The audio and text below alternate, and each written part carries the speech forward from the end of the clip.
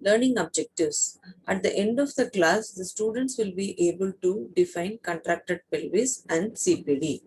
List out the etiology and factors influencing the shape of the pelvis.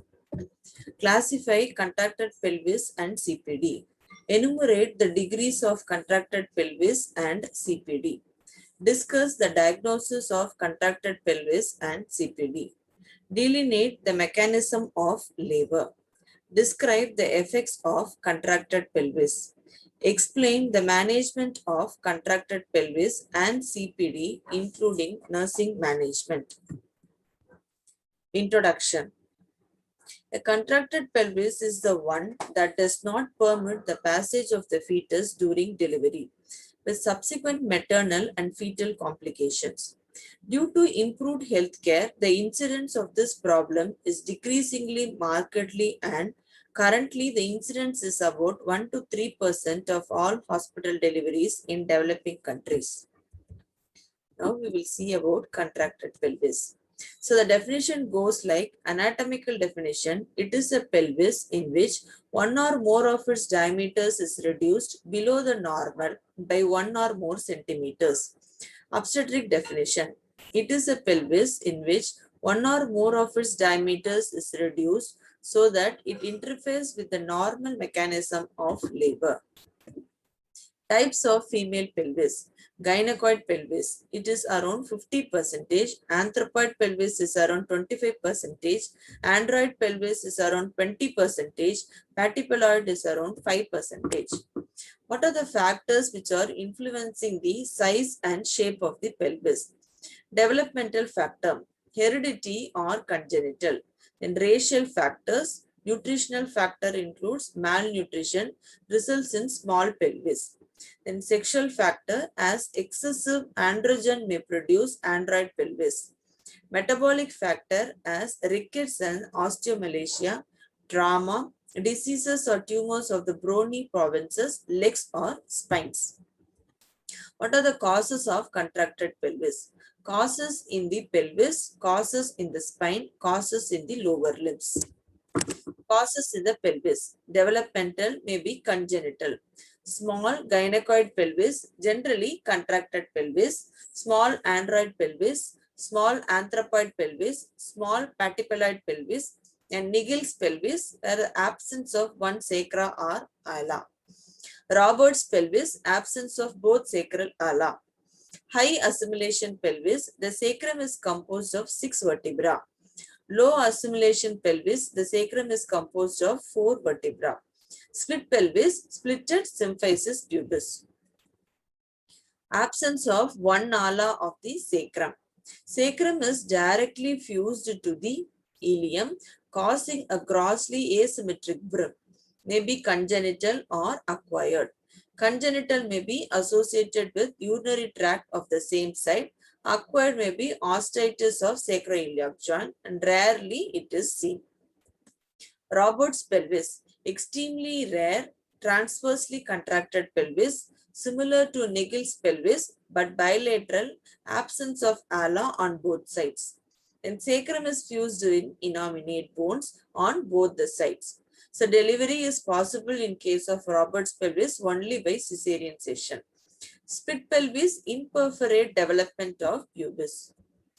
Next one, nutritional and environmental defects. Metabolic, it may be because of metabolic effect. Rickets, a rickety pelvis due to vitamin D deficiency. An osteomalacia or osteomalatic pelvis. Traumatic fractures and neoplastic osteoma.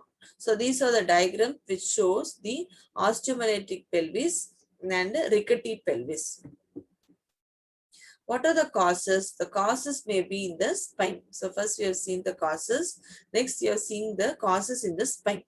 The causes are lumbar kyphosis, lumbar scoliosis, then the spondylolisthesis, forward displacement of lumbar vertebra. Next is scoliotic pelvis. Scoliosis mainly affect the lumbar region. Acetabulum pushed inward to the weight-bearing side. Asymmetry of the pelvis result in contraction of one oblique plane. So you can see that in the picture how the scoliotic pelvis is. Next, the causes in the lower limbs. Dislocation of one or both femurs. Atrophy of one or both lower limbs. Next, oblique or asymmetric pelvis. One oblique diameter is obviously shorter than the other. This can be found in Naegele's pelvis or scoliotic pelvis and diseases, fracture or tumors affecting one side. So what are the causes we have seen? Now we will see what are the classification based on the level of contraction. It includes inlet contraction, midplane contraction and outlet contraction. So inlet contraction includes the diagonal conjugate is less than 11.5 centimeter. So the normal one is 13 centimeter. Narrowing of AP diameter or less than 11 centimeter or transverse diameter to 12 centimeter or less. The effects may be risk for umbilical cord prolapse is increased incidence of face and shoulder presentation, weak contractions during labor. So this may be associated with maternal rickets and flat pelvis. Next is midplane contraction. Sum of interischial spinous and posterior sagittal diameter of mid-pelvis is less than 13.5 centimeter or less, even less than that. So the effects are fetal descent is arrested, the head cannot rotate internally, transverse arrest, and the delivery is only possible by cesarean section, vacuum assisted birth when cervix is fully dilated. No mid-forceps assisted birth is increased and there is increase in the perinatal morbidity because of this. Next, we'll see about outlet contraction. Interischial spinous diameter is less than 8 centimeter or less. Pure outlet contraction is rare, often associated with midplane contraction. Pubic arch, long, narrow, and android type of pelvis causes arrested fetal descent. Maternal complications include excessive perineal lacerations during vaginal birth as fetal head is pushed posteriorly. Diagnosis of contracted pelvis. So diagnosis can be done by history taking, physical examination, abdominal examination, and assessment of pelvis. Diagnosis of contracted pelvis. First is by medical history. So we have seen first is we have to collect the history. In history, we have to collect the medical history and obstetrical history. Assessment of the pelvis, it can be done by pelvimetry, clinical pelvimetry, external pelvimetry, and internal pelvimetry. So assessment by the clinical assessment of the pelvis includes all these. So when you insert your finger into the vagina and when you see it at the level of the ischial spine, we can find out the assessment of the pelvis. Then steps in clinical pelvimetry. Sacrum. Smooth, well curved and usually inaccessible beyond lower 3 pieces. Note the length, breadth and its curvature from above down and side to side. Sacrosciatic notch. So it is sufficiently wide. 2 fingers can be easily placed over the sacrospinous ligament, covering the notch. Denotes the capacity of the posterior segment of the pelvis and the side walls of the lower pelvis. Next is the ischial spines. Spines are usually smooth and difficult to palpate. It may be prominent and encroach to the cavity, thereby diminishing the available space in the mid-pelvis. Next one is the iliopectineal lines. Note for any beaking suggestive of narrow forepelvis, that is the android feature. Side walls you can see normally not easily palpable by the sweeping fingers unless it is convergent. Next is the posterior surface of the symphysis pubis forms a smooth curved rounded curve and presence of angulation or beaking suggests abnormality. Sacrococcygeal joint, note mobility and presence of hooked coccyx if there is any hooked coccyx. Next one is the pubic arch. Normally, the pubic arch is rounded and accommodate the palmar aspect of the two fingers. Configuration of the arch is more important than the pubic angle. Next one is the diagonal conjugate. So the distance between the lower border of the symphysis pubis to the midpoint of sacral promontory. After the procedure, the fingers are now taken out. So you can see here the pubic angle. Roughly it is corresponding to the fully abducted thumb and index fingers. In narrow angle, it roughly corresponds to the fully abducted middle and the index fingers. Then anteroposterior diameter of the outlet. So the distance between the inferior margin of the symphysis pubis and the skin over the sacrococcygeal joint can be measured either with the method employed for diagonal conjugate or by external calipers. You can measure it. Then it can be done by X-ray pelvimetry. Done in three views. One is the anteroposterior, lateral, and the outlet views. Next, you can do it through MRI. You can assess the bony provinces by using the MRI, and also you can assess the fetal size and the maternal soft tissues. Next is the external pelvimetry. It is of little value as it measures diameters of the false pelvis. So it is used to measure only false pelvis. Then Thoms, Jacos, or crossing pelvimetry can be used for external pelvimetry. Interspinous diameter is around 25 centimeter between the anterior superior iliac spines. Then intercrustal diameter 28 centimeter between the most far points on the outer borders of the iliac crust.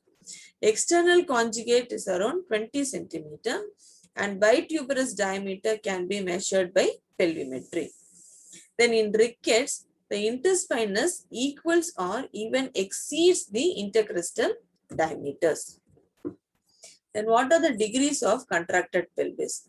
Minor degree, the true conjugate is 9 to 10 centimeter. It corresponds to the minor disproportion.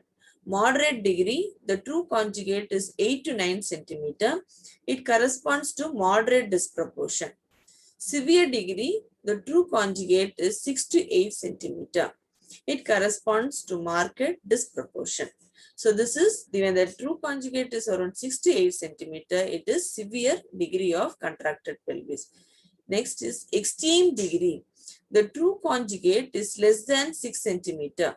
Vaginal delivery is impossible even after craniotomy as the bimester diameter is not crushed. Next one is cephalopelvic disproportion or the CPD.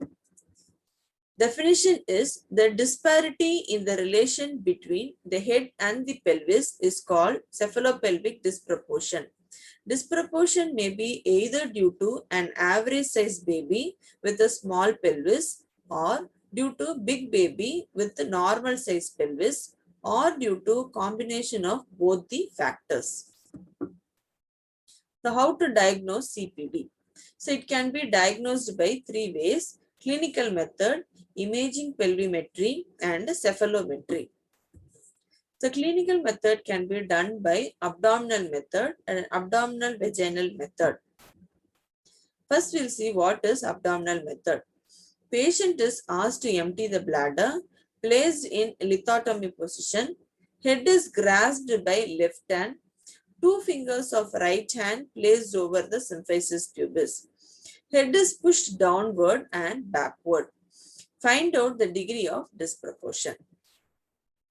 So the degree of disproportion can be, how it is found is, when fetal head is pushed downward to the pelvis without overlapping, then it is said that there is no disproportion. Then fetal head is pushed down little with slight overlapping, then it is moderate disproportion. Then head cannot be pushed downward, hence the parietal bone overlaps the symphysis pubis, then there is severe disproportion. What are the difficulties in abdominal method?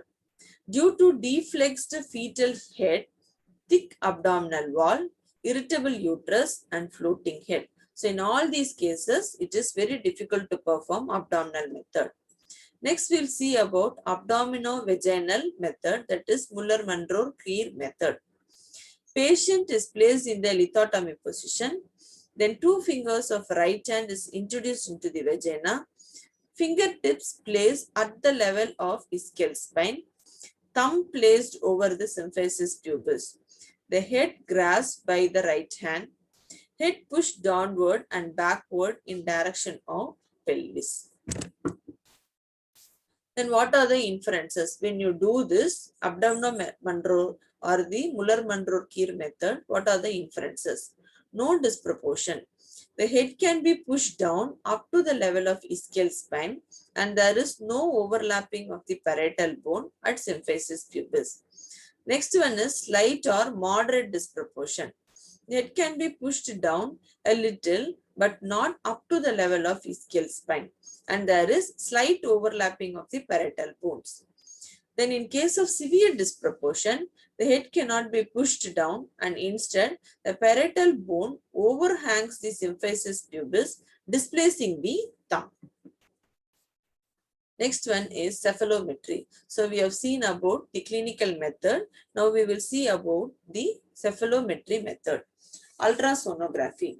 So it is the safe, accurate and easy method and you can detect what all you can detect by doing cephalopelvimetry is biparietal diameter can be assessed, the occipitofrontal diameter can be assessed and the circumference of the head can also be assessed. Next is radiology. So it is the X-ray and nowadays we don't do it because it is not easy to interpret in the X-ray. Then what are the effects of CPD on pregnancy? Incarceration of retroverted gravid uterus in flat pelvis, pendulous abdomen, lax abdominal wall and malpresentation. So these are the effects of CPD on pregnancy. So in the picture you can see there is a pendulous abdomen and also with the lax abdominal wall. So this is the effect of CPD on pregnancy. Next we'll see what are the effect of CPD on labor.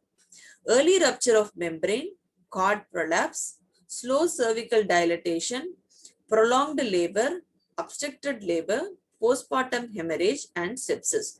So these are the effects on labor, effects of CPD on labor. Next, we'll see as a result of CPD, what is a maternal injury, why it is caused. So it is caused in the genital tract. So when you try to push the head into the contracted pelvis, naturally there will be a injury to the genital tract. So genital tract injury is common, which may result in increased maternal morbidity and mortality. Next, the effect of CPD on fetus. So far, we have seen the effect of CPD on mother during pregnancy and also during the time of labor. Now we will see what is the effect of CPD on fetus. Fetal asphyxia, trauma, increased perinatal mortality. Then management of CPD and contracted pelvis.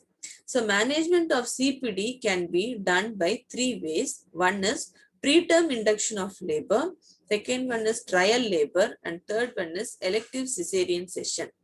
So first we will see what is preterm induction of labor. Preterm induction of labor is done when 2 to 3 weeks prior to the expected date of delivery may be considered only in cases with moderate degrees of pelvic contraction. It is not favored nowadays in selected multigravida with previous history of difficult vaginal delivery. This method may be considered 2 to 3 weeks before the delivery. Be certain about the fetal gestational age because the fetal gestational age is very important. So you have to be certain about the gestational age. Next is trial labor. So first we have seen about the preterm induction. Next we'll see about trial labor. It is the conduction of spontaneous labor in a moderate degree of cephalopelvic disproportion in an institution under supervision with watchful expectancy, hoping for a vaginal delivery. So, you are watching for the vaginal delivery, but it must be done only in the institution so that if there is any untoward situation, he can go for any tertiary level care. Next, the aims of trial labor. Avoid an unnecessary cesarean session. Why we are going for trial labor is we have to avoid unnecessary cesarean session to deliver a healthy baby. Then what are the factors for successful outcome of trial labor? Degree of pelvic contraction, shape of pelvis, favorable vertex presentation, intact membrane till full dilatation of cervix, then effective uterine contraction, tolerance of the patient. So these are the factors which will help for successfully how we can outcome the trial labor. Then unfavorable outcome of trial labor includes abnormal uterine contraction, early rupture of membrane, cervix is thick and edematous, formation of caput, evidence of molding more than normal, and fetal distress. Next one is termination of trial labor. The methods of termination are any one of the following. So it can be a spontaneous delivery or a forceps or ventouse delivery or a cesarean section. So spontaneous delivery may be with or without episiotomy, it can be done. Or if the forceps, if you are allowing the trial labor and if the outlet is the contraction, then you can go for forceps or the ventouse delivery and you can deliver. Next is the cesarean section. So judicious and timely decision for cesarean delivery is to be taken. Then how to manage the disproportion if it is in the outlet? First, it can be an elective cesarean section or it can be a vaginal delivery through forceps or ventouse. Next, we'll see about the nursing management. Assess for the presence of risk factors for contracted pelvis and CPD. First, you're going to assess, first always assess for the presence of risk factors for contracted pelvis and CPD. Obstetrical examination, then assess pelvis for the presence of features of contracted pelvis by methodological vaginal examination. Then you have to go for the assessment of the mother for the presence of CPD by using clinical methods. So you can go for clinical examination. So that is, it can be done by abdominal method or abdomino-vaginal method. Then you can go for the other methods. Finally, careful supervision of the mother during trial labor and follow the guidelines while conducting the trial labor. So what is the nursing management? First, you have to assess for the presence of risk factors for contracted pelvis. First, find out whether mother is at risk, whether she is primigravida or short stature, or whether there is any previous history of contracted pelvis or CPD. First, you assess it. Then you do an obstetrical examination. So when doing obstetrical examination, you can find out what type of pelvis the mother is having. Then find out or assess the pelvis for the presence of features of contracted pelvis by methodological vaginal examination. Then assess mother for the presence of CPD by using clinical methods. Then careful supervision of the mother during trial labor and follow the guidelines while conducting trial labor. Then you have to see the partogram because partogram is used to assess the progress of labor. Monitor the duration of labor and pain. Uterine contraction, then FHR pattern is also checked. Then cervical dilatation is checked. Effacement and station of the head is also checked because partogram is used in order to find out the progress of the labor. So at the stage when you see a partogram, we can find out whether there is any deviation from the normal labor or what. whether if the line is passing through the alert line and action line or not. If it passes through in between the alert line and action line, then it is okay. Or if it deviates at a stage, when you see the partogram itself, we can find out that the labor is misleading, there is no progress of labor, and you can go for detection of any abnormal labor. Early detection of abnormal progress of labor and prevention of prolonged labor and obstructed labor. So you have to find out whether there is any abnormal progress of labor, and that can be done by using the partogram. Then timely, appropriate intervention and prompt referral educate, support, and reassure the mother and family, then make childbirth a positive experience. So for the main thing, what we are doing, why we are taking all these steps is mother and baby must be safe after the end of the delivery.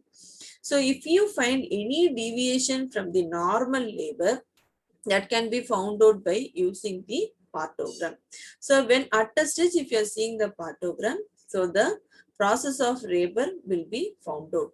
So if there is any deviation from the normal, then you can go for the trial labor, or if the trial labor is not possible, then you can go for the cesarean section.